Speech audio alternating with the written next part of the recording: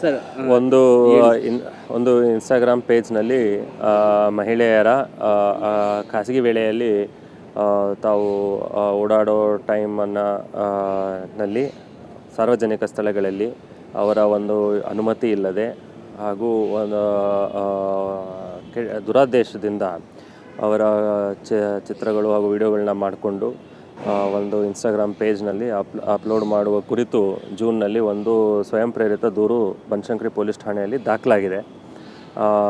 ಈ ದೂರಿನ ಆಧಾರದ ಮೇರೆಗೆ ತನಿಖೆಯಲ್ಲಿ ಆರೋಪಿತನನ್ನು ಗುರುತಿಸಿ ನಿನ್ನೆ ದಸ್ತಗಿರಿ ಮಾಡಲಾಯಿತು. ತನಿಖೆ ಮುಂದುವರೆದಿದೆ ಹಾಗೂ ಆರೋಪಿತ ಈಗಾಗಲೇ ಹಲವು ಈ ರೀತಿ ವಿಡಿಯೋಗಳು ಮಾಡಿ ಬಿತ್ತರಿಸುವ ಬಗ್ಗೆ ಹೇಳ್ಕೊಂಡಿದ್ದಾನೆ.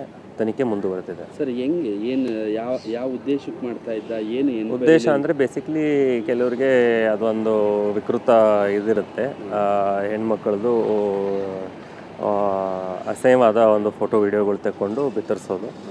ಅದು ವಾಯರಿಸಮ್ ಅಂತ ಅಂತಾರೆ ಅದನ್ನು. ಅದು BNS ಅಡಿಯಲ್ಲಿ ಪ್ರಕರಣ ದಾಖಲಾಗಿದೆ.